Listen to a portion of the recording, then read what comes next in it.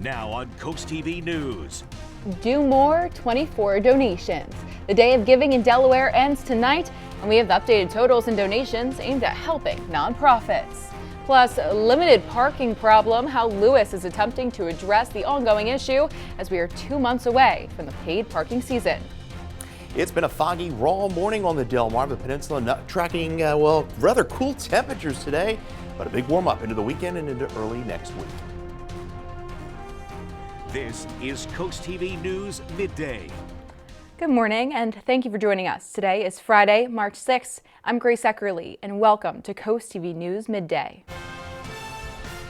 Thousands are expected to gather in Chicago today to honor civil rights leader Reverend Jesse Jackson. Former residents of Clinton, Obama, and Biden are all set to attend the Reverend's services this morning, as is former Vice President Kamala Harris. The memorial service will begin in about an hour from now. Jackson's son says that the homecoming is open to all people, saying his father's life covers a broad spectrum of what it is to be an American.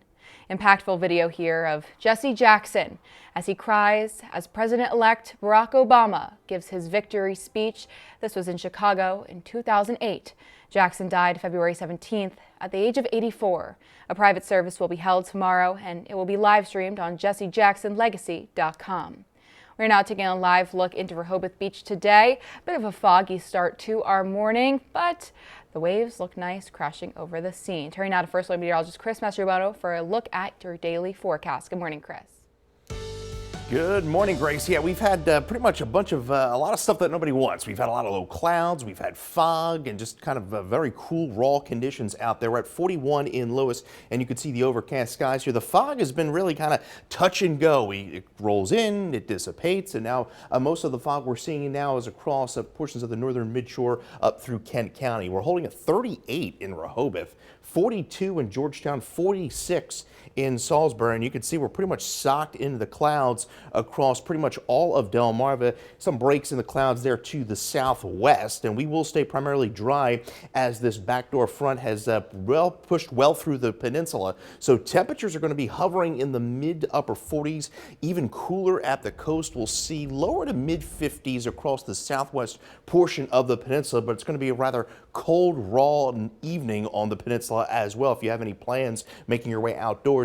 But the good news is we warm up pretty nicely into the weekend. We're pushing in near 70 over the weekend with a little shower chance there Sunday. We'll talk about an even bigger warm up into early next week coming up in that full forecast. Grace. Thank you, Chris. Do More 24, Delaware's event to donate to nonprofits, is underway, and the clock is ticking to donate. CoastTV News reporter Elisa Weber tells us about an organization that is fundraising and how much Do More 24 is looking to raise this year. And the Selbyville Public Library is an independent nonprofit organization, and fundraisers like Do More 24 help keep operations running. Kelly Klein, director of the Selbyville Library, says that over the past few years, the library has received $80,000 more from Do More 24. Libraries are an underfunded resource in Delaware, and they're looking to do a lot more work. We move on to our next story, where Lewis officials are set to tackle limited spots for your car in the downtown area. The Parking Working Group will meet this morning, and one topic the city is researching is a residential parking permit program. And here's what they're doing. Lewis is looking at other areas with similar downtowns like Rehoboth Beach and Bethany Beach to see how their systems work. And we spoke with Gaia Coffee Company owner Ben Messino. He says he has an experience in those parking pains. It can be really frustrating, especially when your staff's trying to rush to work and stuff and they can't find anything. They have to park, maybe at the library. It has happened a few times because there's no closer places. It's important to note that the working group will focus only on parking downtown. That committee began their meeting at 9 a.m. And the national battle over redistricting taking center stage in Virginia. This morning, starting at 8:30, Virginians were able to have the first chance to vote on the Democratic-led redistricting.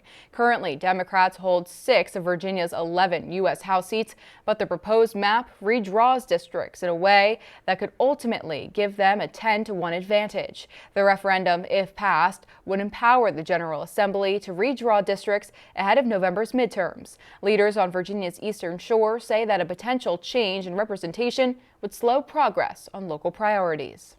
Red tape and different things in there that prevents you from doing business or makes doing business a whole lot slower. And we can't continue to run on things like that. We need to get in there, vote in the person you want to vote for, and get the business done. While early voting takes place today, the referendum is set for April 21st. And the Sussex County Land Trust has announced that Shell Brothers has made a $1,000 per lot donation. The donations are from its Channel Point development in Fenwick, and Sussex County Land Trust says the money from the 70 homes will support efforts to protect farms, forests, waterways, and open space in Sussex County. New overnight, the Delaware Division of Motor Vehicles is warning people about a new text scam claiming people owe toll debts. The agency says that it will never text you requesting you to click a link to make a payment, and people can report their suspicious text messages to the Federal Trade Commission as well as the FBI's Internet Crime Complaint Center. Now stay with us on Coast TV News Midday, because coming up, Delaware pride and a little St. Patrick's spirit. That's this weekend on Delmarva and more. Stay with us for cool things to do. Taking a look in the Laurel, you have the low cloud deck there, temperature 45 degrees, and we're only going to warm into the lower 50s this afternoon under those cloudy skies. Congratulations, Peggy Shockley, Rehoboth Beach, Delaware, on winning an umbrella from Coast TV. We will finally talk about this warm-up heading into the weekend. It gets even better into early next week. Your full 7-day forecast in minutes.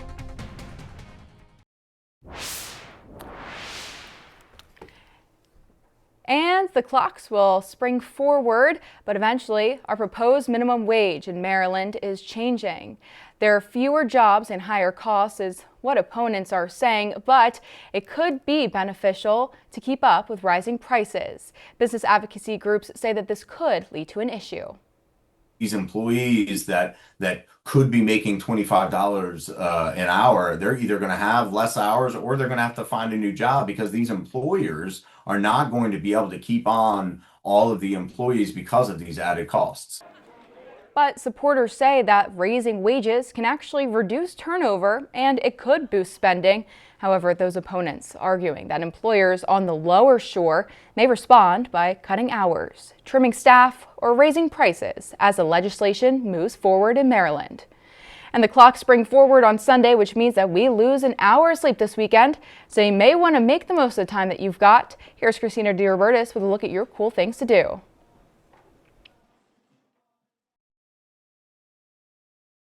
Parade kicks off downtown at 2 p.m. on Sunday, and before that there's a 5K race that's at 11 a.m. starting at Irish Ice. On Saturday, 302 Horseshoe Crab and Dogfish Head celebrate 302 Day from 11 to 4. That includes food trucks, live music, raffles, and giveaways, plus the release of a special 302 lager beer. We're hoping that this day continues to be known as like a true start of the warmer, busier season in coastal Delaware. We're really proud that Delaware State Parks is our beneficiary for the event. They're going to be auctioning off a couple of black tag, highly coveted license plates at the event. The Lewis Public Library is hosting historian David J. Silverman for an America 250 author talk exploring Native American history and race in the United States. That's on Sunday from 5 to 6. Or if wellness is on your weekend list, the Delaware Resorts Health, Fitness, and Leisure Expo takes place Saturday at Cape Henlopen High School from 9 to 3. And in Ocean City, the 10th annual OC Film Festival continues all weekend. Screenings will be held at multiple venues across town, plus special events and opening and closing parties. For more details, you can visit CoastTV.com and click on Cool Things to Do.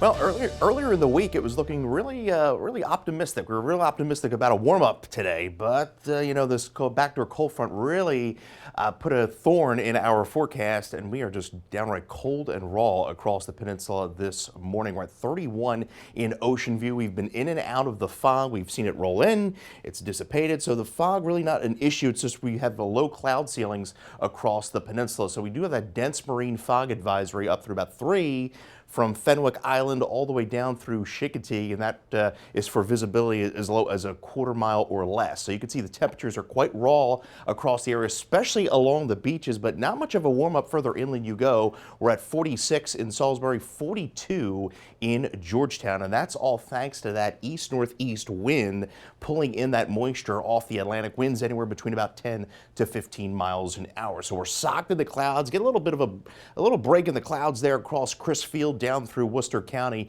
Could see some breaks of sun, but this backdoor cold front is pushed all the way through the bay. And where's the warm air? Well, it's down in Roanoke, down in North Carolina. We need to lasso it up here and pull it into the peninsula. Quite a temperature gradient, 43 Philly to 75 in Roanoke. So we're stuck in the cold, raw conditions, at least for today.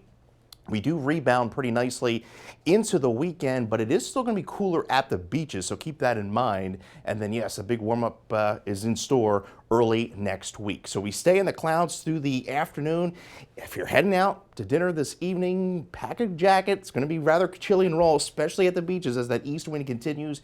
Some fog, some drizzle overnight into early Saturday morning. So highs today are going to range anywhere from 48 Long Neck, 55 Natticook. If anyone sees any lower to mid 50s, it's going to be southwestern portions of Sussex down through Worcester County, in through portions of Dorchester, as well as Wacomico County. That's the area where we could see the mildest temperatures. Overnight, we dip into the upper 30s to lower 40s with the areas of fog. So the winds are going to continue out of the east at least through the night.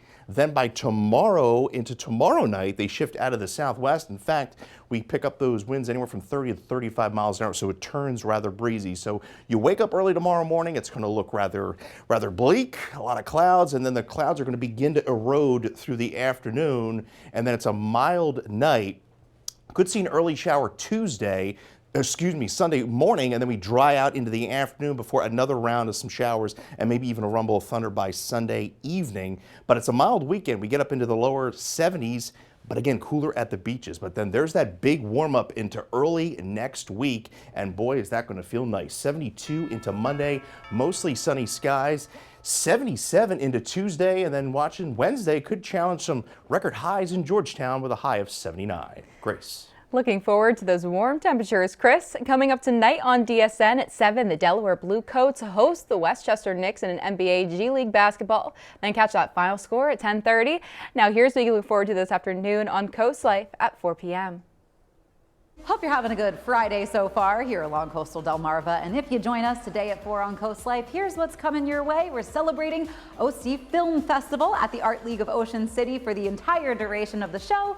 But we're also going to be doing our usual Friday things like the Pet of the Week. We're also going to be checking in with our friends at the Parker Group to see what's new with Archie. And of course, we're going to see some of the pretty cool displays here at the Art League of Ocean City. All of that and more is coming your way today at 4 on Coast Life. We'll see you then. And Delaware is rolling out a new digital tool. The goal is to help providers coordinate behavioral health care more efficiently. According to the state, this secure system gives instant access to a patient's recent treatment history. That is everything from hospital visits to counseling and crisis care.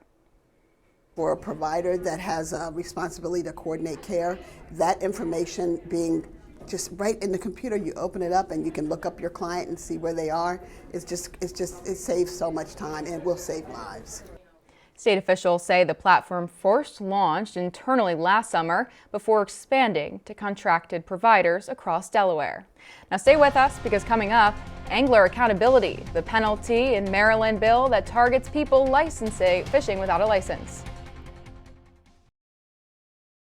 Giving you a live look into Cambridge on this Friday morning. This is the view near the banks of the Choptank River, and we are nearing the time of year that the blue crab industry really ramps up. And today in Annapolis, a bill that lays out consequences for fishing under certain circumstances without a license. That's getting a hearing in the General Assembly. House Bill 1304 was brought up last month. It requires the Department of Natural Resources to suspend the commercial or recreational fishing privileges of certain people who are charged with not having a license. The hearing is taking place in the House Environment and Transportation Committee. And new this morning, a focus on protecting drinking water is coming to the Delaware beaches next month. The 2026 Drinking Water Partnership Summit will take place April 21st in Dewey Beach, and it's hosted by the Drinking Water State Revolving Fund program, along with the Office of Engineering and the Office of Drinking Water. Organizers say that the summit will feature expert presentations, networking opportunities, and interactive breakout sessions. Well, the fog has lifted a little there in Rehoboth, but we are still under the gloomy conditions. Very raw out there, 38 with that wind coming in off the Atlantic. Well, not going to warm all that much in Rehoboth this afternoon. We'll squeeze out the lower 40s if we're lucky under those gloomy skies. Get your latest forecast by calling the First Alert Weather phone. Your warmer 10-day forecast is up next. New this morning, one person from Delmarva is getting a feel for the national stage. Our good friend Heidi of Salisbury will compete on Jeopardy tonight. You can see a photo of her right here with the game show host standing next to Ken Jennings. I know a lot of people in this area very fond of them. All the information you need to watch and support is right here on your screen now. Jeopardy will air on CoastTV at 7:30 p.m. Chris. Good luck to Heidi there, and we spring ahead. Everybody wants the springtime temperatures. We're going to get it eventually.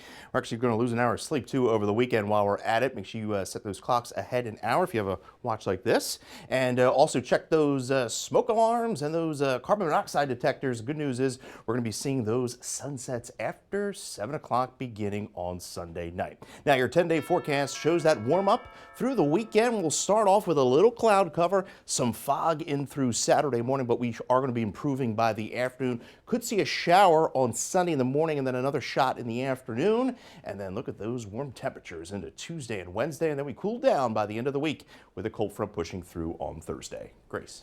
Thank you, Chris, and thank you for joining us for Coast TV News Midday. If you like more local news and weather, you can download our Coast TV News app, and don't forget to join us for Coast TV News at 5 later this afternoon. Until then, have a great weekend.